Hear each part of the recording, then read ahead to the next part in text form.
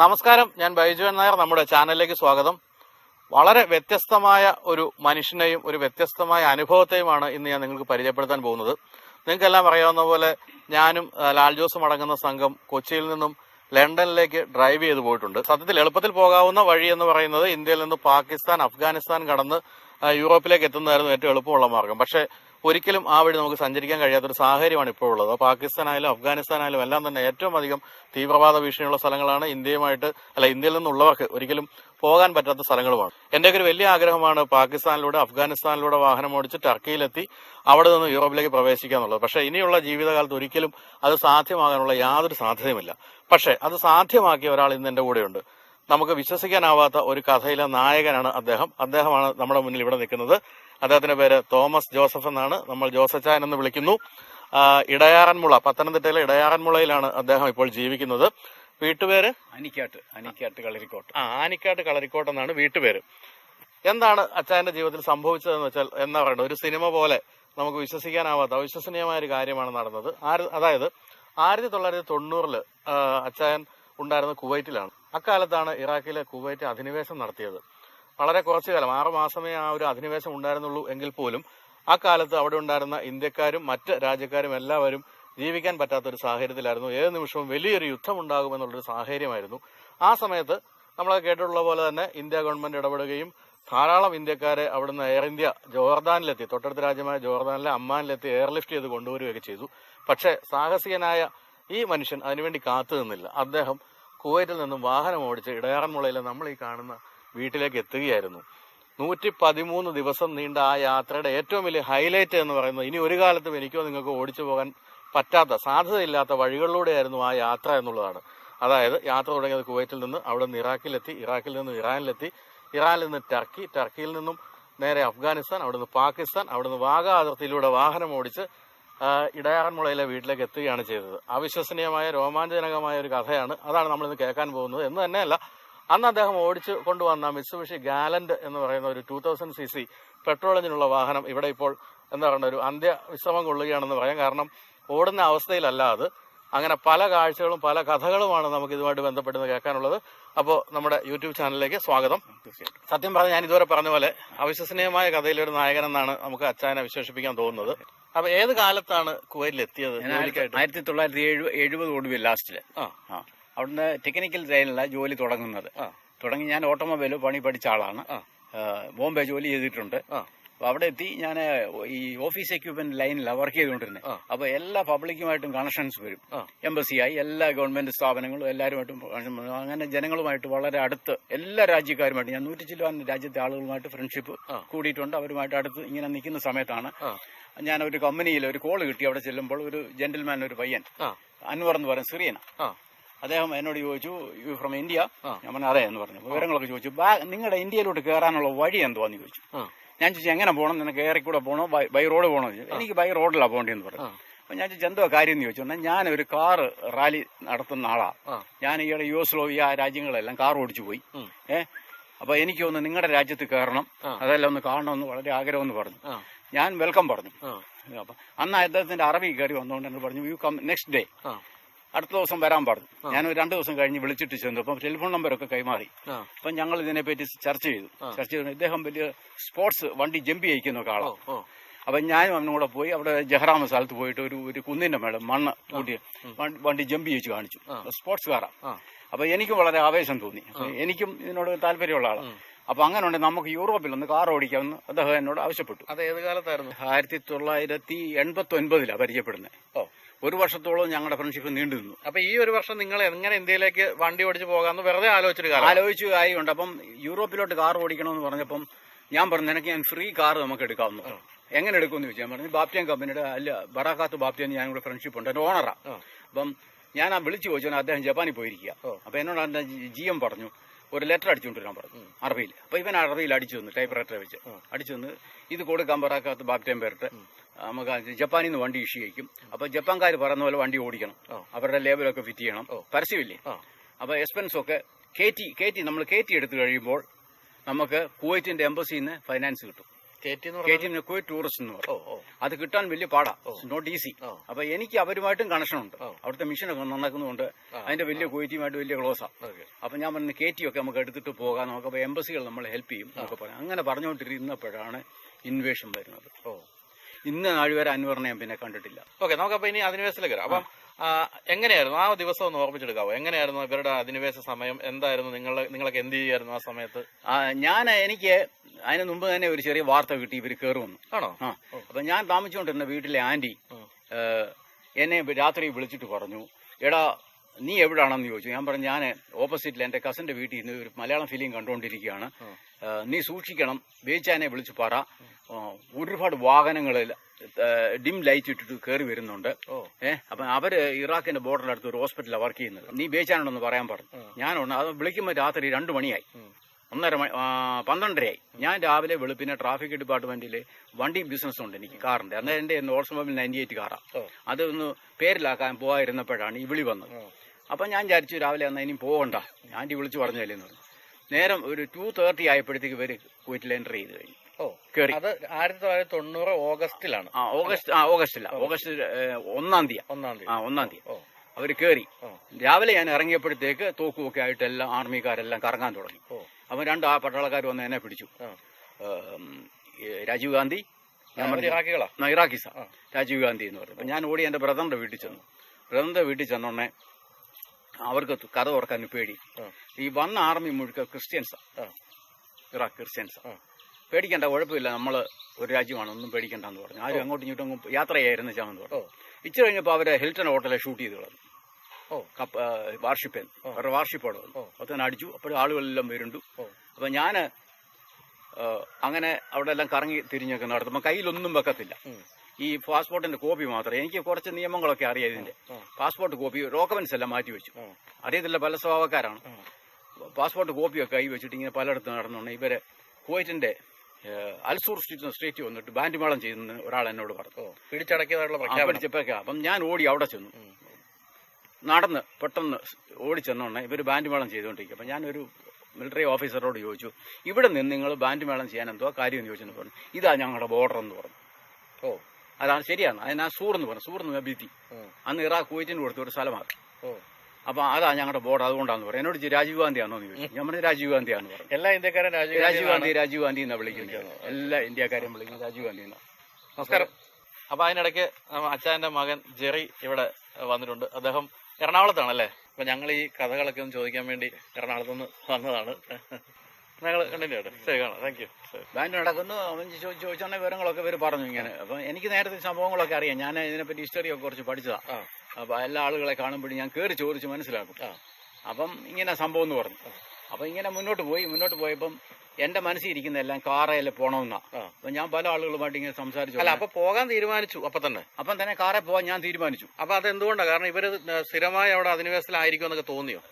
അവര് തോന്നിയാലും തോന്നിയില്ലെങ്കിലും കാറെ കടന്നു കളയാവുന്ന ഒരു ധാരണയില്ല ഞാൻ ഇരുന്നത്. ഞാനിങ്ങനെ അവിടെ വിഷമിച്ച് നിൽക്കുന്ന ഒരു പാകിസ്ഥാൻകാരൻ കയറി വന്നത്. എനിക്ക് പരിചയമുള്ള ഫ്രണ്ടാ. ആ തോമസ് ബൈ കൈസായ ഭാഗത്ത് ഞാൻ പറഞ്ഞു, ബൈ ഐസാ, ആ കാറെ പോകാനാണെങ്കിൽ ഞാനും കൂടെ ഉണ്ടെന്ന് പറഞ്ഞു. നീ പേടിക്കണ്ടെന്ന് പറഞ്ഞു, ഡോണ്ട് വറി എന്ന് പറഞ്ഞു.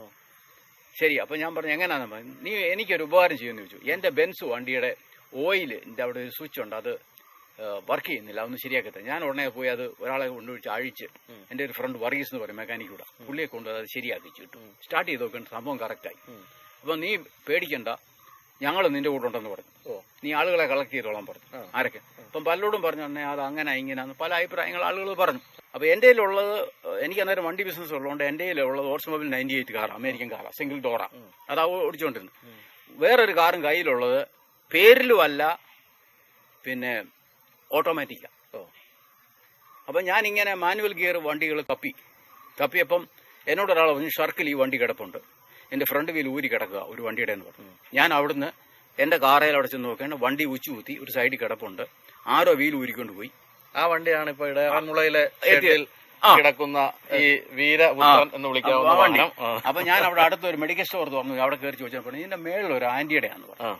ഞാൻ ഉടനെ ആ വീട്ടിൽ കയറി ചെന്ന് ബെല്ലടിച്ചു. ബെല്ലടിച്ചോണ്ട് ആന്റി കിടന്ന് കരയുവാ. അതിനകത്ത് മലയാളിയാന്ന് തോന്നുന്നു. തുറക്കാൻ പറഞ്ഞു. ഞാൻ മലയാളിയാന്ന് ഞാൻ തുറന്നു. അയ്യോ ജോസാണെന്ന് ചോദിച്ചു. ഞാൻ എന്തോ പറഞ്ഞു. അയ്യോ ബാബുച്ചാൻ ഇവിടെ അലമാരിക്കകത്ത് കയറിയിരിക്കുക. മിലിറ്ററിയിലായിരുന്നു ജോലി, ഡ്രസ്സുണ്ട്, പട്ടാളക്കാർ കണ്ട പിടിച്ചുകൊണ്ട് പോക്കളി. അതുകൊണ്ട് ഞാൻ പറഞ്ഞു നിങ്ങൾ പേടിക്കണ്ട, ബാക്കി കാര്യം ഞാൻ ഏറ്റു. ആ കാർ ആരുടെയാന്ന് ചോദിച്ചാൽ കാർ നമ്മുടെയാന്ന് പറഞ്ഞു. അതിന് തരാമെന്ന് ചോദിച്ചാൽ നീ എടുത്തോളാൻ പറഞ്ഞു. ഞാൻ അതിന് ഒരു 50 കടി വെച്ച് കൊടുത്തിട്ട്. അപ്പൊ എത്ര രൂപയാ? നിസ്സാര വിലയുള്ളൂ. 50 കോറ്റി ഇതിനാ അന്ന് 5000 രൂപ വിലയുള്ളൂ. ഞങ്ങളെ പിന്നെ സാൽമയെ കൊണ്ട് വിട്ടു തരുമോ എന്ന് ചോദിച്ചു. നമ്മൾ തീർച്ചയായിട്ടും വിട്ടു തരാമെന്ന് പറഞ്ഞു. അപ്പൊ ഇവരെ ഞാൻ 3-4 ഫാമിലി എല്ലാം കൊണ്ട് സാൽമയായി വിട്ടു. ടൊയോട്ട സണ്ണിച്ചാനാണ് അവിടുന്നാണ് ഇവാക്യുവേഷൻ നടക്കുന്നത്. അതായത് ആ കഥ കൂടി ഒന്ന് സൂചിപ്പിക്കുക. അതായത് ടൊയോട്ട സണ്ണി എന്നറിയപ്പെടുന്നത് അദ്ദേഹം മരിച്ചിട്ട് ഇപ്പൊ 1 വർഷം കഴിഞ്ഞു. അദ്ദേഹമാണ് ഇന്ത്യയിൽ നിന്നുള്ള ഈ എല്ലാ പ്രവാസികളെയും നാട്ടിലെത്തിക്കാൻ വേണ്ട സഹായങ്ങൾ ചെയ്തു കൊടുത്തത്. അതുപോലെ എയർ ഇന്ത്യ ആയിട്ടുള്ള കോർഡിനേഷൻ അദ്ദേഹത്തിന്റെ ശ്രമഫലമായിട്ടാണ് എത്ര ആൾക്കാരെ എയർലിഫ്റ്റ് ചെയ്ത് കൊണ്ടുവന്നത്. അപ്പൊ ഇവരൊക്കെ ടൊയോട്ട സണ്ണിയുടെ നേതൃത്വത്തിലുള്ള സംഘത്തിൽ ഇന്ത്യയിലേക്ക് ഫ്ലൈറ്റിൽ പോരാൻ നിൽക്കുന്ന ആൾക്കാരാ. അവിടുന്ന് ബസ്സിൽ ഇങ്ങനെ യോർഡാനിലോട്ട് വിട്ടോണ്ടിരിക്കുക. അമ്മാനിൽ ചെന്നിട്ടാണ് ജോർദാന്റെ തലസ്ഥാനം അമ്മാനിൽ നിന്നാണ് ഈ എയർലിഫ്റ്റ് ചെയ്തുകൊണ്ടിരുന്നത്. ഞാനപ്പം സണ്ണിച്ചാന്റെ കൂടെ കുറച്ച് ദിവസം വർക്ക് ചെയ്തു, 2-3 ദിവസം പോയി വർക്ക് ചെയ്തു. വണ്ടി ഞങ്ങൾ എടുത്തുകൊണ്ട് വന്ന് പിന്നെ ഷോയ്ക്കിലെ വർക്ക്ഷോപ്പ് പരിചയം അവിടെ കൊണ്ടുവച്ച് എന്റെ വീലെല്ലാം ഇട്ട് എല്ലാം ശരിയാക്കി. അപ്പോഴും പേര് ബാബുച്ചാന്റെ പേരിൽ, മറ്റേ ആന്റിയുടെ പേരില്ല. അപ്പോൾ ഒരു ബട്ടൺ എന്ന് പറഞ്ഞൊരു പാകിസ്ഥാനി എന്റെ അടുത്ത് ഓടി പറഞ്ഞു, തോമസ് ഭായി സബ് ലപ്പടാ ഹോഗയാ എന്ന് പറഞ്ഞു. ഞാൻ ക്യാ ബാത്തെ എന്ന് പറഞ്ഞു. അവരവരുടെ പേരിലുള്ള വണ്ടിയെ കൊണ്ടുപോകാനൊക്കത്തുള്ളൂ. അത് ബാക്കിൽ ഈ 2 ചാടുള്ള വണ്ടി സമ്മതിക്കത്തില്ല, സിംഗിൾ വീലേ പറ്റത്തുള്ളൂ എന്ന് പറഞ്ഞു. അപ്പൊ ഞാൻ ചെറുകെ ചുറ്റി. അപ്പൊ ഞാൻ എല്ലാ മലയാളികളൊക്കെ വരാൻ അഭിപ്രായം പറഞ്ഞവരോടെല്ലാം പറഞ്ഞു ഇങ്ങനെ പ്രശ്നമുണ്ട്, അവരവരുടെ പേരിലുള്ള വണ്ടിയെ പറ്റത്തുള്ളൂ. അയ്യോ നിങ്ങൾ എന്നെ വിളിച്ചു വരുത്തിയിട്ട് ഇങ്ങനെയൊക്കെയാണോ? ഞാൻ പറഞ്ഞു നമുക്കൊന്നും ചെയ്യാൻ ഗവൺമെന്റില്ല, ഞാൻ നോക്കട്ടെ എന്ന് പറഞ്ഞു. അപ്പോൾ ഈ വണ്ടിയുടെ സ്വിച്ച് ശരിയാക്കി കൊടുത്ത പാകിസ്ഥാനിക്ക് വർക്ക്ഷോപ്പ് ഓണർ അവൻ എന്നോട് പറഞ്ഞു, തോമസായി നമുക്ക് ഷാബി വരെ ഒന്ന് പോവാം, ഷാപ്പ് വരെ ഒന്ന് പോവാന്ന് പറഞ്ഞു. ശരിയെന്ന് പറഞ്ഞു, പോവാന്ന് പറഞ്ഞു. കയ്യിലൊന്നും കാണാൻ പാടില്ല, സോക്സ് ഇടരുത്, ഷൂ വെറും കാലിയായിട്ടേ ഇടാവൂ, പാന്റും ഷർട്ടും മാത്രം. എന്തെങ്കിലും നമ്മുടെ പാസ്പോർട്ട് കോപ്പി എന്തെങ്കിലും ഡോക്യുമെന്റ് വെച്ചേക്കണം, വേറെ ഒരു സാധനം കയ്യിലെ കാണാൻ പാടില്ല. ഞങ്ങൾ ഷാബി ചെന്നോണ്ണെ എനിക്ക് പരിചയമുള്ള കുവൈറ്റ് പോലീസ് അവിടെ രഹസ്യമായിട്ട് വർക്ക് ചെയ്യുന്നുണ്ട് അണ്ടർഗ്രൗണ്ടിൽ, മനസ്സിലായി. അവിടെ ചെന്നു എന്നോട് അവർ ചോദിച്ചു എന്തുവാ തോമസേ?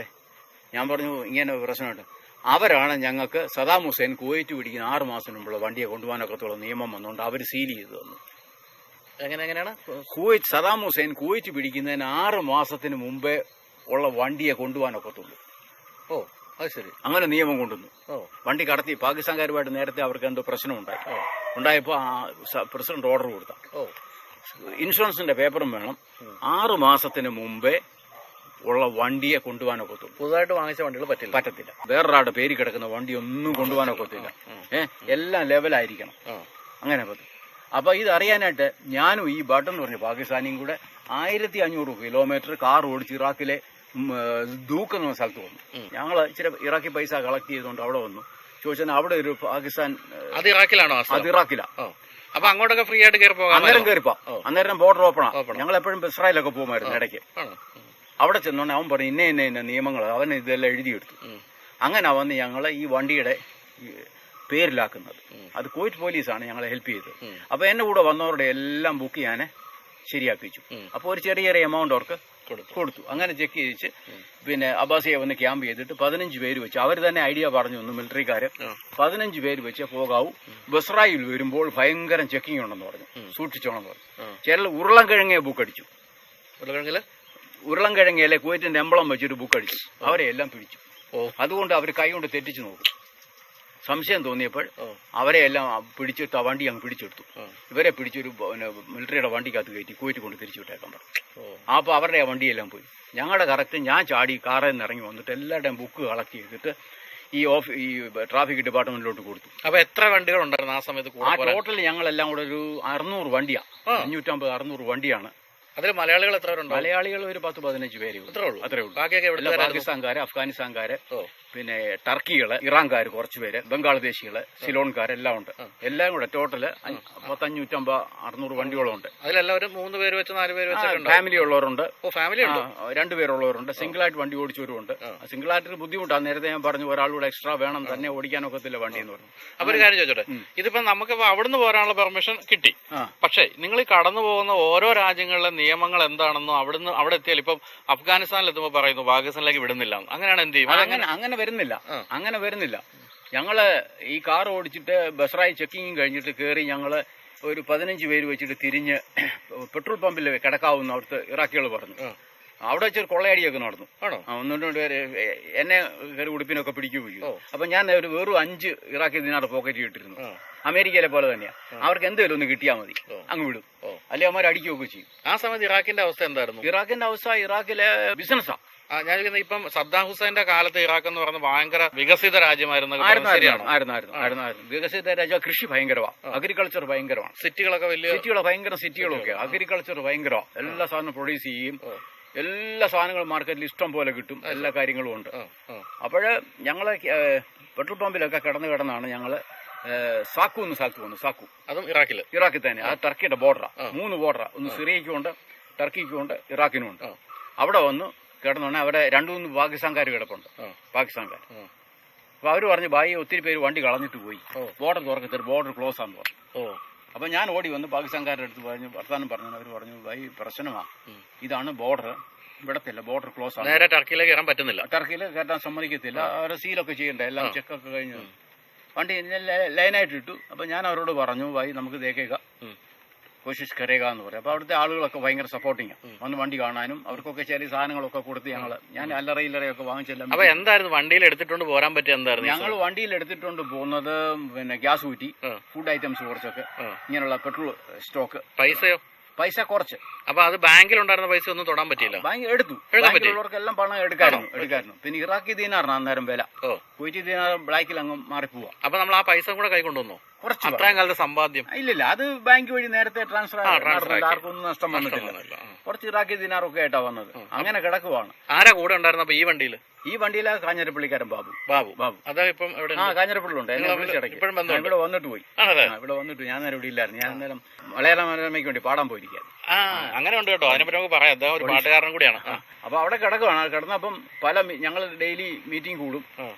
ആഹ് പ്രശ്നം. ഒരു ദിവസം ഒരു 2 ആഴ്ച കഴിഞ്ഞപ്പോഴ് 2 ആഴ്ച അവിടെ കിടന്നു. 2 ആഴ്ച അവിടെ കിടക്കുമ്പോഴ് അപ്പൊ താമസം റോഡിൽ കാറിൽ തന്നെ കിടക്കുക. റോഡിലാ കിടക്കുന്നത്. ടോയ്ലറ്റ് സൗകര്യം അവിടെ ഉണ്ട്, സൗകര്യങ്ങളൊക്കെ ഉണ്ട്. കാറിൽ കിടന്നപ്പോ മിലിറ്ററിയുടെ വണ്ടി വന്നു, അലൗൺസ് ചെയ്തു, എല്ലാരും കൂടെ ശ്രദ്ധിക്കണം, ഇവിടുന്ന് ഒരു 35 കിലോമീറ്റർ ബാക്കിൽ പോകണം. കാര്യം ഇവിടെ സിറിയ ഷൂട്ട് ചെയ്യുന്നുണ്ട്. അത് നിങ്ങൾക്ക് എന്തെങ്കിലും പറ്റിയാൽ ഞങ്ങളുടെ ഗവൺമെന്റിന് ഉത്തരവാദിത്വം പറയേണ്ടി വരും. അതുകൊണ്ട് പിന്നെ നിങ്ങൾ 35 കിലോമീറ്റർ പിന്നെ ഞങ്ങളുടെ കൂടെ വരാമെങ്കിൽ ഇന്ന സ്ഥലത്ത് ക്യാമ്പ് ചെയ്യിക്കാന്ന് പറഞ്ഞു. അപ്പൊ ഞാൻ പറഞ്ഞു വണ്ടി എടുത്തോളാൻ പറഞ്ഞു. വണ്ടി എടുത്ത് ഇവരെ ഫോളോ ചെയ്ത് പോകാൻ പറഞ്ഞു. തിരിച്ച് ഞങ്ങൾ ദൂക്ക് എന്ന സ്ഥലത്ത് വന്നിട്ട് അവിടെ ക്യാമ്പ് ചെയ്തു. ദൂക്ക് ക്യാമ്പ് ചെയ്ത് അവിടെ കിടക്കുമ്പം ഞങ്ങൾ ഡെയിലി മീറ്റിംഗ് ഇന്ത്യൻ എംബസി ബഗ്ദാദിൽ നിന്ന് വന്നു. അവര് ഞങ്ങളോട് പറയുന്നത് വണ്ടി വിട്ടിട്ട് പൊക്കോളൂ, എന്തിനാ ഇവിടെ കിടക്കുന്നു എന്നാ പറയുന്നത്. ഞാൻ പറഞ്ഞു, നിന്നോട് ചോദിച്ചാൽ ചെല്ലല്ല ഞാൻ വണ്ടിയും കൊണ്ട് വന്നു, ഞാൻ കാറിന്റെ മേളിൽ കയറി സംസാരിക്കുന്നു. നിങ്ങളോട് ചോദിച്ചിട്ടല്ല നിങ്ങൾ ഞങ്ങളുടെ എംബസി സ്റ്റാഫൊക്കെയാ, കാര്യമൊക്കെ ശരിയാ, പക്ഷെ നിങ്ങൾക്ക് ഇതിനകത്ത് ഇടപെടാൻ ഒരു റൈറ്റും ഇല്ല. അപ്പൊ പാകിസ്ഥാൻകാർ അഫ്ഗാനികൾ എനിക്ക് സപ്പോർട്ട് ചെയ്യുന്നു, ശരിയായിട്ട് ബംഗ്ലാദേശികൾ. നീ എന്താ അങ്ങനെ സംസാരിച്ചു? ഞാൻ സംസാരിച്ചത് നിങ്ങൾ റോങ് ആ സംസാരിച്ചത്. ഞങ്ങൾ കാറും കൊണ്ട് പോകാൻ ഇറങ്ങി, കാറും കൊണ്ടേ പോകത്തുള്ളൂ. അത് ഇവിടെ ഗവൺമെന്റ് ഒബ്ജക്ഷൻ അല്ലേ, ഒബ്ജക്ഷൻ നമുക്ക് ഗവൺമെന്റിനെ കൊണ്ട് തുറപ്പിക്കാം. അപ്പൊ എന്നോട് ഒരു അനാവശ്യ വാക്ക് സംസാരിച്ചു എംബസിക്കാർ. ഞാൻ പറഞ്ഞു, ഇപ്പം നിന്നോട് ഞാനൊന്നും സംസാരിക്കുന്നില്ലെന്ന് പറഞ്ഞു. അവര് പോയി ഇങ്ങനെ ഡെയിലി മീറ്റിംഗ് കൂടിയപ്പോൾ അഫ്ഗാനിസ്ഥാനിലെ നജീബുള്ളയുടെ ബ്രദർ ഉണ്ടായിരുന്നു, അഫ്ഗാനിസ്ഥാൻ പ്രസിഡന്റ്. അദ്ദേഹം എന്റെ സുഹൃത്തായിരുന്നു, സെൻട്രൽ ബാങ്ക് ഉദ്യോഗസ്ഥനായിരുന്നു. പുള്ളി എന്നോട് വന്നു 2 പാകിസ്ഥാൻകാരും കൂടി പറയുന്നത് എന്തുവാ പറഞ്ഞെന്നറിയോ? നെഹ്റു ഫാമിലി പറയാതെ അറബി രാജ്യങ്ങളിൽ ഒന്നും നടക്കത്തില്ല എന്നാണ് അവര് പറയുന്നത്. ലോകത്തിൽ ഒരു രാഷ്ട്രത്തിൽ ആളുകൾ സംസാരിച്ചാൽ ശരിയാകത്തില്ല. നെഹ്റു കുടുംബം പറയാതെ അറബ് രാഷ്ട്രങ്ങളില് ഒന്നും നടക്കത്തില്ലെന്ന് പറഞ്ഞു. അപ്പൊ ഈ ഫെർണാണ്ടീസ് അലക്സാണ്ടർ എന്റെ അടുത്ത് നിപ്പുണ്ട്. അയാൾ ഗോവന. ചിരിച്ചു. അപ്പം നമ്മളെവിടെ നെഹ്റു ഫാമിലി കാണാനാണ്. അപ്പം ചിരിച്ചു. ഒരാഴ്ച കഴിഞ്ഞപ്പോൾ ഈ ഫെർണാണ്ടീസ് അലക്സാണ്ടറിന് പറഞ്ഞു, തോമസേ നമുക്ക് പോസ്റ്റ് ഓഫീസ് ഇടൊന്നും അറിയാം. ഞാൻ പറഞ്ഞു, ഇവിടെ നമുക്ക് ചോദിച്ചിട്ട് വാ. അപ്പൊ ഞാനും ഈ ഫെർണാണ്ടീസും കൂടെ, അപ്പൊ ഒരുപാട് പബ്ലിക് വരുന്നുണ്ട്, വന്ന് ഒരുപാട് സാധനമായിട്ട് വന്ന് ഹെൽപ്പ് ചെയ്യുന്നുണ്ട്. നമ്മൾ ഫുഡൊന്നും കുക്ക് ചെയ്യണ്ട, എല്ലാം കൊണ്ടുവരുക, നമുക്ക് തരുക. പിന്നെ നമ്മളുമായിട്ട് ഭയങ്കര പീപ്പിൾ എല്ലാം കുർദിഷ് ആൾക്കാരാണ്. അപ്പൊ ഇത്ര നേരം നിന്ന് സംസാരിച്ചു, കുറച്ചു നേരം ഇരുന്ന് സംസാരിക്കാം, മഴയും കൂടെ ഉള്ള സ്ഥിതിക്ക്. അപ്പൊ നെഹ്റു ഫാമിലി പറഞ്ഞാലേ ഇവിടെ എന്ത് നടക്കത്തുള്ളെന്ന് പറഞ്ഞപ്പോ ഈ ഫെർണാണ്ടീസ് അലക്സാണ്ടർ ചിരിച്ചോണ്ട് നിൽക്കുമായിരുന്നു. അപ്പൊ അദ്ദേഹം എന്നോട് പറഞ്ഞു, നമുക്ക് പോസ്റ്റ് ഓഫീസ് തപ്പി ഒന്ന് പോകാൻ പറഞ്ഞു. ഞങ്ങൾ അങ്ങനെ പോസ്റ്റ് ഓഫീസിൽ ചെന്നു. അദ്ദേഹം ഫോണ് ഞാൻ ബുക്ക് ചെയ്തു, അവിടെ പൈസ അടച്ചു, ഫോൺ കൊടുത്തു, കറക്കുന്നുണ്ട്. 1 ദിവസമായി, 2 ദിവസമായി, 3 ദിവസമായി, 4 ദിവസമായപ്പോൾ ഇദ്ദേഹത്തിനെ കിട്ടി. ആരെ കിട്ടി? ഈ ആരെയോ വിളിച്ച ആളിനെ കിട്ടി. അന്നേരം ഉടനെ ഫെർണാണ്ടീസ് അദ്ദേഹത്തിനോട് ചോദിക്കുക, രാജീവ് വേറെ അറിയൂ? അടാ ഞാനിങ്ങനെ ഇലക്ഷൻ പ്രചരണത്തിലാ എന്ന് പറഞ്ഞു. അപ്പൊ ഞാൻ അടുത്ത് നിൽപ്പുണ്ട്, അപ്പം കേൾക്കാൻ വർത്താനം പറഞ്ഞു. ഇവരൊന്നും സംസാരിച്ചിട്ട് ഫോൺ എൻ്റെ തന്നു. ഞാൻ പറഞ്ഞു, നമസ്തേ രാജീവ്ജി, നമസ്തേ, ആപ്കാ നാം? ഞാൻ തോമസ്. എവിടെ നിന്റെ വീട്? ഇന്ത്യ. ഞാൻ പറഞ്ഞു കേരളത്തില്. നിങ്ങളെ എത്ര പേരുണ്ട്? ഞാൻ പറഞ്ഞു ഇന്ന രാജ്യക്കാരൊക്കെ എല്ലാം ഉണ്ട്. വിവരങ്ങൾ ഞാൻ ഫെർണാണ്ടസിനോട് വിവരങ്ങളെല്ലാം പറഞ്ഞിട്ടുണ്ട്. ആരാന്ന് മനസ്സിലായോ? എനിക്ക് മനസ്സിലായി, രാജീവ് ഗാന്ധിയാ. രാജീവ് ഗാന്ധി. ഡോണ്ട് വറി, ഞാൻ ശരിയായിക്കോളാം എന്ന് പറഞ്ഞു. അപ്പൊ ഞാൻ തിരിച്ച് ഫോൺ ഇദ്ദേഹത്തിന്റെ കൊടുത്തു. അപ്പം നീ എന്നാ പിന്നെ അതിന്റെ സൗകര്യം പോലെ ചെയ്താട്ടെന്ന് പറഞ്ഞു. ഞങ്ങളുണ്ട്, നിങ്ങൾക്ക് പ്രശ്നമൊന്നുമില്ലല്ലോ? ഞങ്ങൾക്ക് പ്രശ്നമൊന്നുമില്ല, ഇവിടെ വളരെ കോപ്പറേഷനാണ്, ഇവിടുത്തെ ആളുകൾ വെരി ഡീസന്റ് പീപ്പിൾ, വിവരങ്ങളൊക്കെ പറഞ്ഞു. അല്ല, ഇവരും എങ്ങനെ പരിചയം? ഈ രാജീവ് ഗാന്ധിയും ഇവര് കേംബ്രിഡ്ജിൽ ഒന്നിച്ച് പഠിച്ച. ഓ, അത് ശരി. കേംബ്രിഡ്ജ് യൂണിവേഴ്സിറ്റിയിൽ. ഫെർണാണ്ടസ് ഗോവക്കാരനാണ്. ഡൽഹിയിലാണ് താമസിക്കുന്നത്. അപ്പൊ ഇതുവരെ അദ്ദേഹം പറഞ്ഞിട്ടില്ല അവരൊന്നും പരിചയമുണ്ടോ? ഒന്നും പറഞ്ഞിട്ടില്ല. ഈ അഫ്ഗാനിസ്ഥാൻകാരൊക്കെ പറഞ്ഞ് ഞങ്ങൾക്ക് ഡയറക്ഷൻ തന്നപ്പോ ഇത് കേട്ടോണ്ട് ചിരിച്ചതേ ഉള്ളൂ. അപ്പൊ രാജീവ് പറഞ്ഞു, പേടിക്കണ്ട, ഞാൻ ബോർഡർ ഉറപ്പിച്ചോളാം, നിങ്ങൾ അവിടെ കിടന്നോളാൻ പറഞ്ഞു, ഒന്നും പേടിക്കണ്ടെന്ന് പറഞ്ഞു. നിങ്ങൾ യാത്ര അങ്ങ് സേഫ്റ്റി ചെയ്ത് വെച്ചാൽ മതി, കുഴപ്പമൊന്നും പറഞ്ഞു. അങ്ങനെ ഞാൻ അപ്പം 2 രാജസ്ഥാൻകാർ വന്നിട്ട് എൻ്റെ അടുത്ത് ശല്യം ഉണ്ടാക്കി. തോമസ് ഭായി, എൻ്റെ വണ്ടിയുടെ കൺവേർട്ടർ പോയി, പാർട്സ് പോയി, നമുക്കെന്നാ കുവൈറ്റ് വരെ ഒന്ന് പോകാമെന്ന് പറഞ്ഞു. ഞാൻ റെഡി, കുവൈറ്റ് പോകാമെന്ന് പറഞ്ഞു. ബസ് സർവീസ് ഉണ്ട് കുവൈറ്റിന്. അവിടെ ചാടി കയറി ബസ്സിൽ ഞങ്ങൾ കുവൈറ്റ് ചെന്നപ്പോഴാണ് രാജീവ് ഗാന്ധിക്ക് വേണ്ടി 10 ദിവസം ബോർഡർ തുറന്നിരിക്കുന്നു. പട്ടാളക്കാർ ഓടി വന്ന് എൻ്റെ അടുത്ത് പറഞ്ഞു. അപ്പം ഞാനും ഇവനും കൂടെ എല്ലാം കൂടെ പാർട്സും എടുത്തുകൊണ്ട് കുറച്ച് സാധനം എടുത്തുകൊണ്ട് ഉടനെ അവിടുന്ന് ഒരു ടാക്സി വിളിച്ചിട്ട്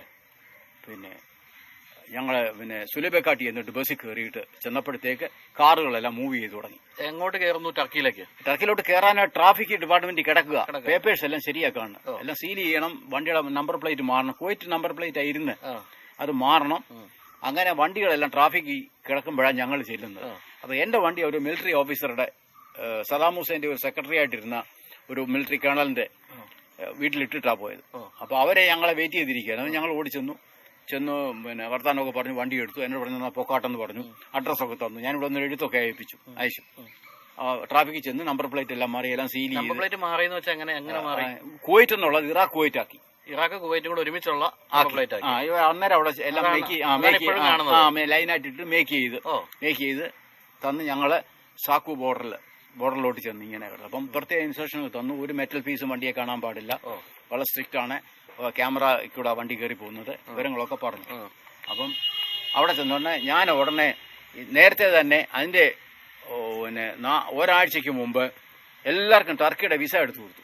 ടർക്കിക്ക് വിസ എടുക്കണം എന്ന് പറഞ്ഞു, $12. ഞാൻ ടർക്കിയിലെ എംബസി ചെന്ന് വിവരങ്ങൾ പറഞ്ഞുകൊണ്ട് ഞാൻ പറഞ്ഞു, നിങ്ങളൊരു ഉപകാരം ചെയ്യണം, ഞങ്ങൾ മൂവ് ചെയ്യുന്ന സമയം നിങ്ങൾക്കറിയാം, അതുകൊണ്ട് നിങ്ങൾ അംകാരയിലെ ഇന്ത്യൻ എംബസിയിൽ വിളിച്ച് പറയണം, ഇന്ത്യൻസ് എല്ലാം ഇവിടുന്ന് മൂവ് ചെയ്തിട്ടുണ്ടെന്ന്. അത് നിങ്ങൾ ചെയ്യാമെന്ന്, തീർച്ചയായിട്ടും ചെയ്യാമെന്ന് അവർ പറഞ്ഞു. അപ്പോൾ അവർക്ക് നമ്പരും അറിയാം. അംകാരയിലെ ഇന്ത്യൻ എംബസിക്ക് ഇവര് മെസ്സേജും കൊടുത്തു ഞങ്ങൾ ഇളകിയപ്പോഴത്തേക്ക്. അപ്പോൾ അവിടുന്ന് മിസ്റ്റർ മാധവൻ എന്ന് പറഞ്ഞ ആൾ, തലശ്ശേരി സ്വദേശി, അദ്ദേഹം ടർക്കിയുടെ ബോർഡറിൽ വന്ന് വെയിറ്റ് ചെയ്ത്, മലയാളിയുണ്ട് വന്ന് കിടന്നത്. അപ്പൊ അദ്ദേഹത്തിനെ കണ്ടപ്പോൾ എനിക്ക് മനസ്സിലായി, പാകിസ്ഥാൻ എംബസി ഇരിക്കുന്നത് കണ്ടപ്പോഴേ എനിക്ക് മനസ്സിലായി. ചാടി ചെന്നു, ഇതാരാ എംബസി സ്റ്റാഫ് എന്ന് ചോദിച്ചപ്പോൾ ഞാൻ ആ പേര് മാറും, എന്റെ പേര് തോമസ് എന്നാണ്, വിവരങ്ങളൊക്കെ പറഞ്ഞു. അദ്ദേഹം എന്നെ കെട്ടിപ്പിടിച്ചു. സാറേ വളരെ സന്തോഷം, ഞാൻ ഇത്രയും മൈൽ യാത്ര ചെയ്ത് വന്നാണ്, എനിക്ക് നിങ്ങൾക്ക് ഒന്നും തരാനായിട്ട് ഒന്നും ചെയ്യാനൊക്കത്തില്ല, കാരണം ഞാൻ ഒരു കൈവീശിയാവുന്നത്. അവന് കുഴപ്പമില്ല സാറേ, തോമസ് എന്നാ ഒരു ഉപകാരം ചെയ്യാവോ, എല്ലാവരുടെയും പാസ്പോർട്ട് കളക്ട് ചെയ്താട്ടുണ്ട് ഇന്ത്യൻസിന്റെ. അപ്പം 3 എംബസി ഉണ്ട് അവിടെ വന്നിട്ട് ഇരിപ്പുണ്ട്, പാകിസ്ഥാൻ, ബംഗ്ലാദേശ്, സിലോണ്, ഇന്ത്യ. അപ്പം നമ്മുടെ പാസ്പോർട്ട് എല്ലാം കളക്ട് ചെയ്തിട്ട് എല്ലാം തുറന്നു വെച്ച് കൊടുക്കണം, വിസ അടിക്കാൻ. പാകിസ്ഥാൻ വിസ അടിക്കണം, ഇറാനി വിസ വേണ്ട.